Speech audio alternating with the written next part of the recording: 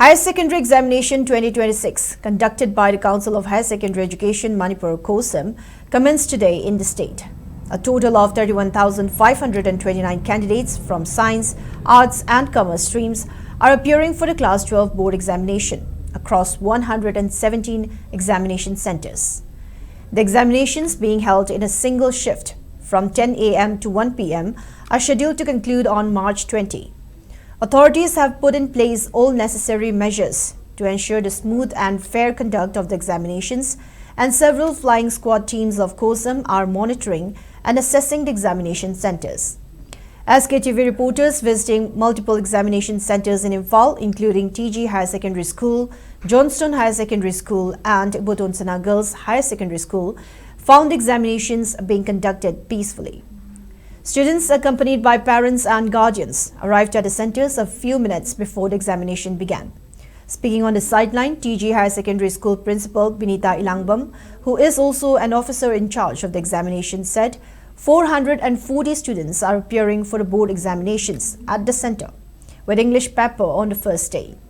She said that necessary measures were all in place to ensure a free and fair examination process, while wishing students success. Parents and guardians expressed satisfaction with the arrangements.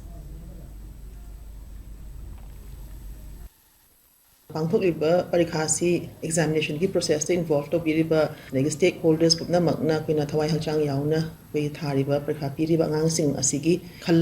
swingam yaudana parikha smoothly chathakinaba hotnamina sena su haijaningi mayamda satra satri sing da su makoi na prepare tawjarakhiba parasing du phajana recall tawraga examination hall sida with sincerity moina khangbadu phajani thoktana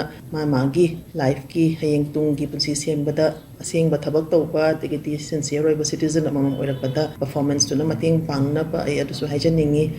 Kasi hawiba exam 12 ke exam sida aigi chhatra singje loina ba mai pa ko era sanu number su yamna phangna sanu loina na ina appeal tawningbadi chhatra singje yam confidence laina puchen chengna without any unfair means sina dana niyom chumna paikha thabiu sima haijaningi aroi badaina state ki phung khutki makta tangdu laita dana layuraba khogi Manipur state se khitang mara ing tapthara matamda exam tawriba sida phung khuding mangna full cooperation pibiduna paikha je niyom chumna ingna chingna yekhai thingaiba ayat apam laitana pangthokpada saruk yabiu yamina si haijari Our school exam conduct examination committee, then my staff, council guidelines follow time management follow examination is smoothly examination manung ban blockade appeal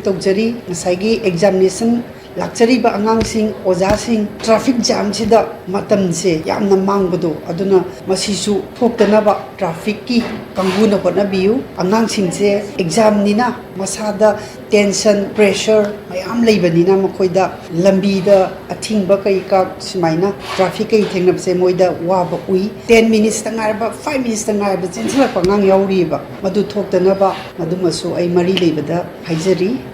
Parents amoina isagi afaba oina naba soida ngamdanaba mama moina parikhaji sangjari haitar masigi exam sagi horaga isagi gi exam je lodri bawda Manipur da laiba hujiksi tambangam de dana irang amta thokpiraktaba isagi exam jing je mai pak na lodri bawba tawbo oisnu aduga isa singju afaba mak yang wang na phangaga pass tawbo oisnu na isorgi mafamda nijari